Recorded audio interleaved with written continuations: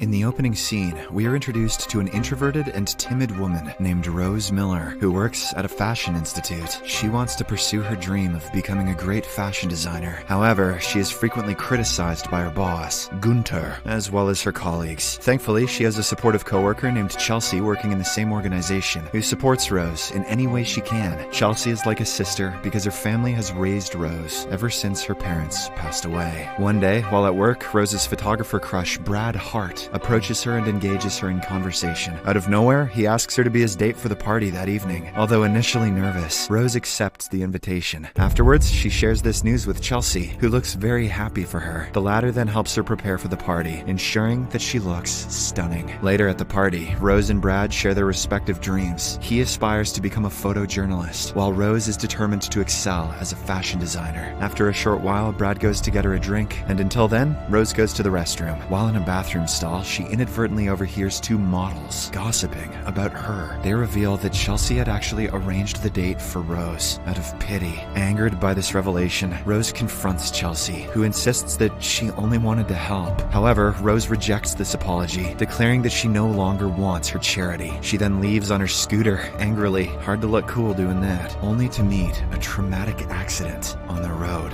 Oh, really hard to look cool doing that. In the next scene, Rose wakes up in a hospital bed with her face heavily bandaged. The doctor informs her that her face, particularly her jaw, is permanently disfigured due to the accident, and she won't be able to open her mouth for several weeks. When Rose finally sees her face in a mirror, she is overcome with terror. A large part of her face appears to be missing. I'm glad I'm not watching this. This leaves her devastated, as her lifelong dream of becoming a successful fashion designer is now shattered. Regardless, Chelsea somehow manages to console her, emphasizing that she's still alive, which is the most important thing to consider. A few days later, Rose is discharged from the hospital, and Chelsea brings her home to provide emotional support during her recovery. Despite Chelsea's presence, Rose remains depressed, and often sheds tears when she looks at her reflection in the mirror. As time passes, Rose attempts to adapt to her new circumstances, but her facial wound continues to bother her. Whenever she eats, she must first blend her food and then inject it into her mouth. This is gross. Additionally, she must use cardboard and a marker as her means of communication with others. One day, while going through her emails, Rose stumbles upon an invitation from the Burroughs Institute, which introduces her to the concept of transhumanism. This ideology explores the notion that humanity can transcend its physical limitations through science. Moreover, the Institute extends an offer to Rose, promising a lifetime of free medical coverage in exchange for being a subject in their experimental procedure. Upon learning of this opportunity, Rose decides to visit the Burroughs Institute the very next day, hopeful of finding a solution to her disfigured face. There, she undergoes an examination by Dr. William Burroughs, who explains that they plan to regenerate her body and physical appearance using an experimental stem cell manipulation process. Although initially hesitant and scared, Rose ultimately consents to the unusual procedure. The following day, the experimental process takes place. Medical personnel, who dress in crimson robes, conduct the operation, attaching a jelly-like substance to Rose's wound. After everything is done, she is transferred to a ward room to rest and recuperate. During this period, Brad visits the clinic to see Rose, but before their meeting, he is taken aside by Dr. William for a private discussion. Several hours later, Rose awakens and discovers her face wrapped up beneath bandages, much like before. She quickly goes in front of the mirror and removes the bandages, only to witness a remarkable surprise. Her face has been fully restored, and she now appears even more beautiful than before. She is overjoyed to see her glowing skin, and moreover, she doesn't need her specs any longer. Following this, she walks outside to the swimming pool, where she comes across a television actor named Dominic Danvers. She approaches him and abruptly starts kissing him. The act is so intense that Dominic starts bleeding from the lips. The hell is this movie? Feeling guilty, Rose hastily departs from the scene. The next day, she recounts her experience to Dr. William, but he asserts that it was just a hallucination, likely stemming from the surgery's side effects. The doctor then prescribes her with different medications and protein mixtures, with a warning that it might make her feel nauseous, dizzy, and experience vivid hallucinations. With everything now falling into its proper place, Rose is discharged from the clinic. She gathers her belongings and walks up to Chelsea, who is astounded by her transformation. In the next scene, a confident Rose starts devoting herself to her passion as a fashion designer. Her creativity and professional performance appear to have significantly improved, allowing her to craft exceptional clothing designs. While working, she recalls the past humiliations she endured from her boss and colleagues, using these memories as a motivational fact actor to do better. One day, Brad pays Rose a visit and is immediately taken aback by her striking transformation. He offers an apology for their previous events and asks her out for another date. However, Rose, who is still upset, declines his proposal. Later that evening, she and Chelsea decide to unwind at a bar. There, they unexpectedly run into Gunther, who is taken aback by Rose's new appearance. Gunther inquires about her outfits, and Rose proudly reveals that it's her own design. Impressed, he invites her to return to work and collaborate on his new collection. Following this, the girls enjoy drinks and dancing until Rose pulls a random guy outside and starts making out with him. At this moment, she turns so aggressive that she starts biting and mauling the guy. Rose then abruptly awakens in her bed, believing this too was another hallucination. Probably wasn't though, let's be real. The scene then cuts to Dominic, who is in the middle of a movie shoot. He looks increasingly agitated and exhibits erratic behavior towards his coworkers. His aggression soon rises to the peak point, where he violently assaults a junior actor, biting into his face and tearing off his flesh. On the other hand, Rose is working in her apartment when she experiences excruciating stomach pain. She attempts to endure it, but ultimately collapses on the floor, rendering her unconscious. Upon waking up a short while later, she rushes to the refrigerator and gulps down the protein shake provided by Dr. William. However, her hunger persists, and she develops an intense craving. As a result, she retrieves a piece of raw meat and proceeds to lick the blood from it.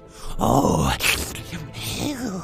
Later that evening, Rose roams the streets and comes across a man named Billy, who is kicked out from a nightclub by the bouncers. She approaches him and asks for a ride. Billy agrees and allows her into his car. Rose then feigns an intention to kiss him, but instead bites his neck and proceeds to suck his blood. The following morning, she awakens in her apartment and discovers blood on her hand, as well as the same coat she wore the previous night. This makes her realize that the experiences she believed were hallucinations might actually be genuine occurrences. In the next scene, we see the junior actor, who has been admitted to the hospital because of Dominic's bite. It becomes apparent that the bite has caused him to become infected with some sort of virus, as he suddenly becomes aggressive and attacks a nurse at the hospital. He bites off her fingers and proceeds to assault other hospital staff, who attempt to stop him. Meanwhile, Rose pays a visit to Dr. William to confide in him about her unusual blood cravings, stomach pains, and vivid dreams. She fears that she may slowly be turning into a monster. However, the doctor reassures her that the violent encounters are mere hallucinations. He also explains that the change of appetite is the result of the transformation, and it's normal for her to crave different things. With this reassurance, Rose heads to work, where Gunther evaluates her new sketches, which appear to be oddly dark and sinister. Surprisingly, he is impressed by them and selects one to be the centerpiece of his upcoming collection. Later on, Brad approaches Rose once more, seeking another chance at a date. This time, she agrees, and they have a meal at a restaurant. During their conversation, Rose suddenly senses something amiss inside her mouth. She excuses herself to the bathroom and, upon looking in the mirror, discovers a tooth growing beneath her tongue. This freaks her out, so she decides to leave. Just before her departure, a random man breaks into the restaurant and starts attacking Rose. In an attempt to save her, Brad pulls the man away and strikes his head multiple times with a fire extinguisher. And that's how you make an impression. The next morning, Rose awakens from a nightmare in which she sees herself turning into a monstrous entity. To soothe herself, she decides to consume more protein shake. At one point, the protein bottle slips from her hand, revealing that its contents are made up of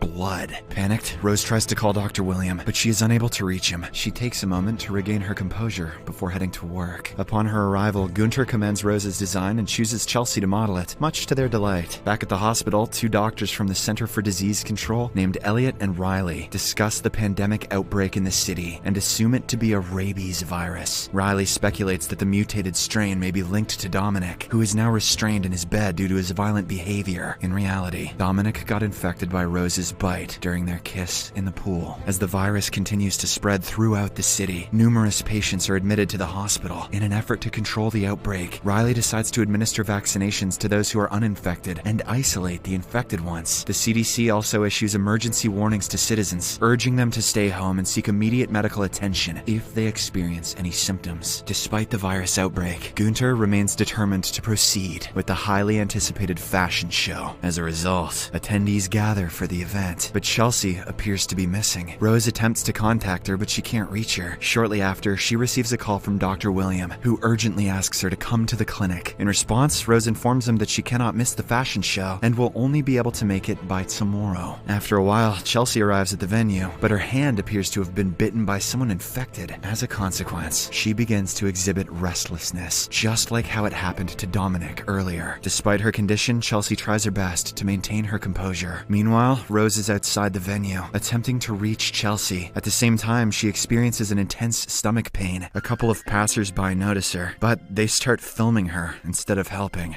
World star!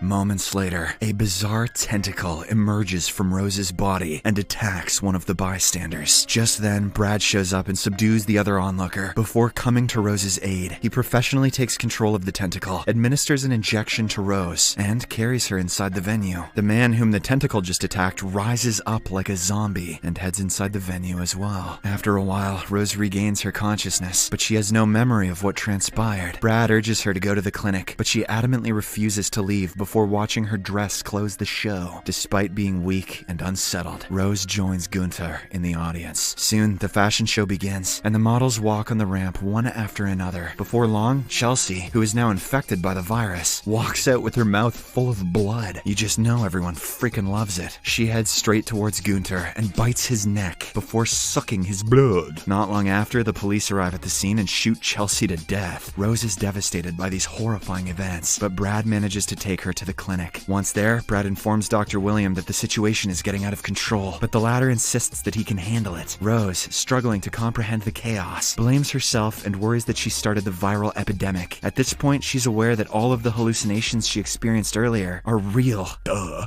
Despite this, Dr. William asserts that he can cure death through Rose. He then locks the couple in a room and monitors them through a glass panel. At this very moment, the doctor reveals that he hired Brad to keep an eye on Rose outside the clinic. Brad agreed to do this because Rose's transformation would provide a great story for his photojournalism. Hearing this, the poor girl feels betrayed again, though Brad still attempts to justify his actions, stating that he did it to protect her. Shortly after, Dr. Williams activates a button, releasing a spray of blood onto Brad. This tempts Rose immensely, and despite her best efforts to control herself, she eventually kills him with her tentacles. How's that for photojournalism, douchebag? After the tragic act, Rose grabs a knife and commits the unthinkable. Meanwhile, news reports state that the outbreak has been contained, and all infected subjects have been euthanized. It turns out that the officials have failed to identify a specific cause, and simply reclassified the epidemic as a flu outbreak, likely started by aardvarks or some shit. In the final scene, we see Dr. William prepare a fresh blood protein solution and a plate of raw meat, which he brings to Rose. She is still alive. It turns out the doctor has revived her by repeating the stem cell manipulation therapy. Rose pounds on the glass door in fury, claiming that he can't play God. However, the doctor stands still, wearing an evil smile on his face. Subscribe for more videos like this, turn on notifications, and leave a like to help the channel out. Thank you for watching.